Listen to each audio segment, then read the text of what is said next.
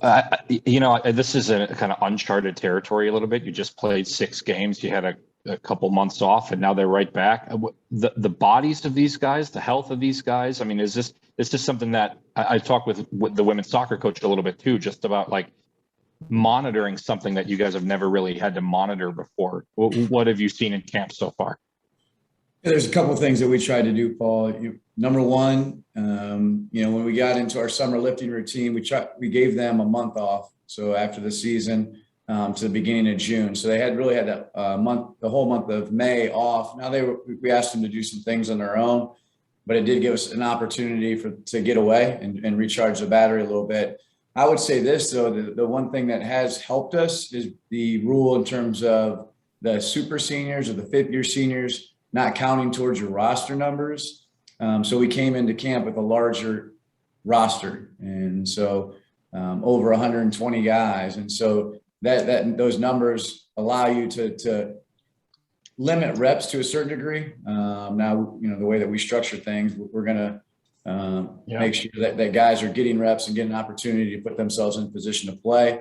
But on the flip side, you are going to help yourselves in terms of monitoring those reps throughout camp. I don't know if you're aware of this or not, Paul. The nice thing is, or I should say the nice thing for what I believe in is how the NCAA restructured our summer camp a little bit in terms of we now have 7 helmet practices. You can only do X amount of scrimmages, 9 full contact. So that part of it was something that we've had already incorporated previously, but it was nice to now have it in writing. Hey, these are 7 helmet practices, and so there's just a number of rules and that have helped that transition in the quick turnaround. One of my favorite football coaches was Rex Ryan, because he's just hilarious. And he has this great quote once about how the best place to be is when expectations are high. Now, you guys probably have higher external expectations than we've had in a long time. But have the internal expectations changed? Are they any different day in and day out than what you've seen in the past year, the first couple of years you've been here?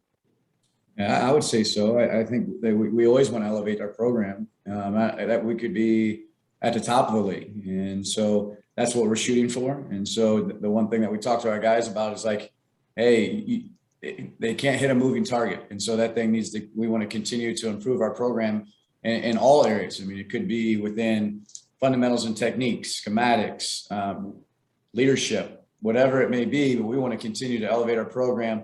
If you become stagnant and you say, hey, we did this, these teams in our league, they'll catch you. And we haven't had an opportunity to win a league championship yet. So, I mean, we're the ones really shooting to find that target and put ourselves in a position to win the league and get in the FCS playoffs. Now, with that being said, we're extremely excited at what we were able to accomplish in the spring. And we're looking to build on that momentum. Our guys are excited, and we're doing a nice job here in camp, continuing to develop our team to make that jump in the fall. Been covering non-scholarship football for a long time, and it always seems like if a freshman comes in and plays really well, the big boys pounce. They dangle a scholarship in front of them. You had a lot of guys come back that played really well last year. Robert, I know, isn't a freshman, but Robert and Keon, 2 guys that we just talked to that I feel like in years past might have bolted for something else. But what does that say about those guys and the team that they want to build this in a multi-year process? And so I'd say number one, within any great organization, you have to have communication. And so we had those talks, right? Don't just leave it, not the elephant in the room. I had the opportunity to sit down with Keon and his mother and talk about those things. And, she's asking me, is that really happening? I'm saying, yeah, that stuff happens. And the one thing that we pride ourselves on here within our program is to provide these guys with one of the best experiences of their life. And so now does that mean it's all rainbows and unicorns? No, it's going to be extremely difficult and tough, but we want it to be more than football. And so that's very, very important to us. And to me, if they see that it's more than football. They're trying to develop me as a leader. They're helping try and develop me as a young man. Like that to me is where then, hey, I want to stay here. I want to be here because it's more than football. It's helping me become a better person. And so that's really what our philosophy is within our program. And I do believe that helps with retention. Lachlan, I got more, but I don't want to step on your toes the whole time. Well, I mean, like, Coach, one of the big things that's happened in the last couple of weeks for this university and I guess for your program too, is beacons. It's new nickname and whatever. And I know you have related your core values of your program to the Shield a lot and Crusader in years past, but how have you been able to kind of relate the core values of a beacon and being the light and with the university's religious message, and just how have you been able to do that with your talks with the team? Yeah, so, I'd say this in terms of core values. I mean, those are very important to us. So those represent days of the week. And I really say those haven't changed. I think we always want to embrace the mission, the mission of the university. I mean, we're part of the university, and so we want to embrace that mission. But with that being said, I think the one thing is, and the one thing that makes college football or intercollegiate athletics special is you play for the team on the front, the name on the front, right? Not so much the name on the back. And I've had these conversations with Mark LaBarber, and it's just when you have those, you're going through tough workouts and, hey, let's be a Crusader. And so those people who came before, who had that, they embrace that. That's what they remember, and that's what helped bring their team together. That name, and they didn't necessarily come here for that, but that's what was instilled in them. It's going to be no different, right? In terms of the beacon and the way that our future classes, they're going to embrace that. Right now, it's just change, and so people are dealing with change. But 2 years from now, we're not going to even have this conversation. Hey, we're the beacon. I mean, it's not. It's not about that, and the future recruits, they're not even. It's not even a discussion of a mascot, a nickname. And to me, it's more than that. Sure, that's pounded into them in terms of what that represents, but still, it's more about the people, and it could be the people within our football program, the university. That's what it means to us. Looking at people, Robert Washington, Phil Steele, preseason offensive player of the year. I mean, the guy is, I think for us, he came out of nowhere last year. I don't think he came out of nowhere for you guys. You knew what you had, right? What's the challenge to Robert this year as a guy I imagine is going to be a big focal point of this team? Yeah, well, the one thing that's nice, and don't like to talk too much personnel. You kind of try to keep it close to the vest, but we do have another young man who joined us as a transfer by the name of Nick Orakoya. He's an FBS transfer, and he's a good player. And so with that being said, to me, you create competition, and the more competition you have, the more it pushes, right? It's going to make Robert better. It's going to make Nick better. It's going to make all of our running backs better. And so that's a big part of our program is competition. That's what we talk about. And then we say this too, is like, hey, Robert, we need to be the best version of yourself that you can be. I know it's kind of cliche, but that's what we want. And to maximize your potential and your ability, so that when you're done and you leave our program, you have no regrets. I maximized everything I had. And for him to be, right, let's be transparent. For him, the goal is to continue to play. And I hope he embraces it. I mean, I know he embraces that goal, but I'm excited for him with those opportunities. The quarterback position is one that we talk about every year because it's the one that gets the most praise when you win and the most disdain when you lose. Is Ben the guy? Is it a competition? Kind of how are things unfolding at the signal caller spot? Yeah, we have a really good competition battle going on right now. There's a number of guys that are fighting for the position. Obviously, Ben, if you say he has the upper hand because of knowledge, sure. I mean, he maybe understands our offense a little bit better, but we do have a handful of guys that are fighting for that position. We had a scrimmage here last Saturday. We'll have another scrimmage again this Saturday. And so that competition battle will start to play itself out, after that scrimmage. And then you're going to have to, kind of find that, hey, this is your 1, 2, and 3 as you come out of that scrimmage, because as we start school, you'll start to get into game prep. And then defensively, we talked about Keon a little bit, but who else kind of stands out to you defensively as guys that you're excited to come back and make a major impact? Yeah, so you have 2 linebackers that are good football players, but probably more importantly, really good leaders, and that's Jackson Pfeiffer and Evan Annis. And to me, when you have those kind of guys that are good players, but even better leaders, that helps you defensively.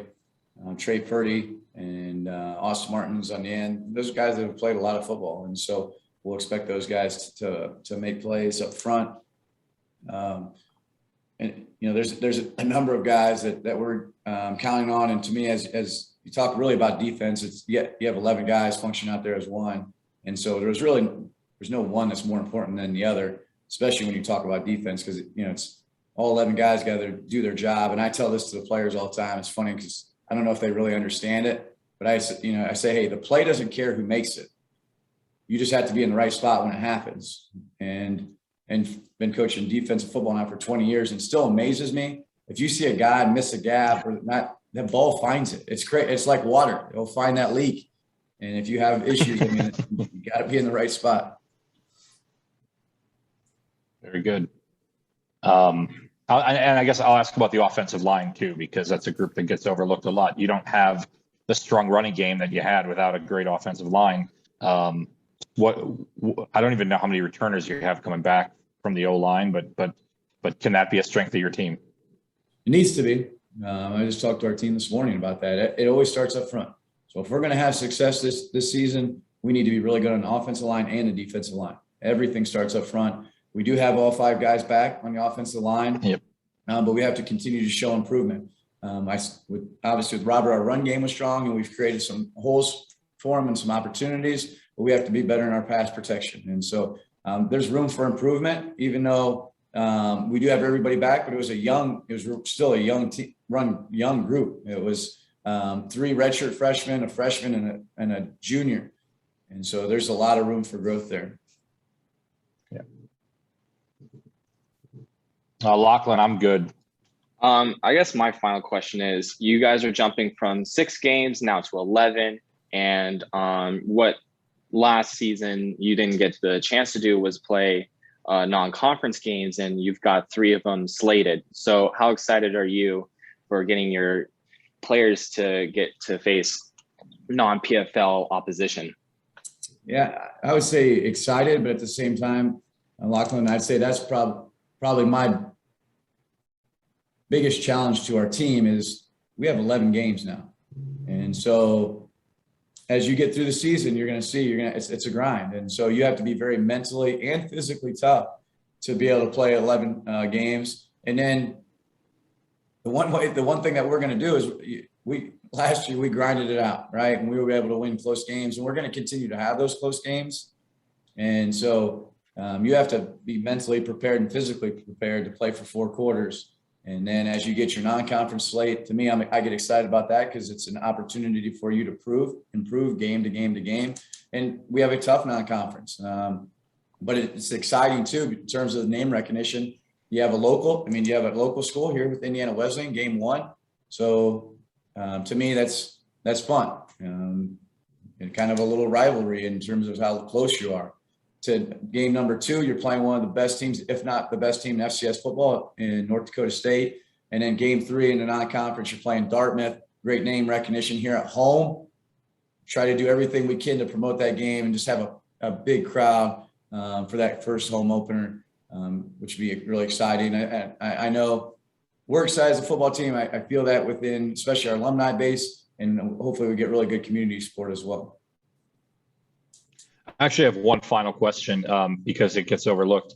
The kicking game on both sides, punting and kicking, you have 2 guys that are coming back that I feel like are going to be able to steal yardage and points for you at different places on the field. How key is it for those 2 guys to make an impact? Yeah, that was a big plus, right? I mean, that was one of the ways we were able to win games last year. We have what we call playing to win, and one of that is hidden yardage. and we did an outstanding job in the kicking game. And so both Ben Neisner and then Bart Bartholomew did an outstanding job. And, you know, it's one of the reasons we won the Drake game. And he kicked a 52-yard field goal and had confidence in to send him out there and to be able to make that kick, and did an outstanding job. But I'd also tell you this, you talk about the kicking game, but don't overlook Doug Hall in terms of his ability to snap, and has done it for a number of years and very consistent in the snapping game. And so when you have those pieces, that can really help elevate your team. So then you're playing all three phases, you know, offense, defense, and the kicking game. And it's one of the ways that we talk about all the time. Hey, we want to play, you know, sound defense, be really good in the kicking game, and don't turn the ball over in offense. It'll give you a chance and opportunity to win games.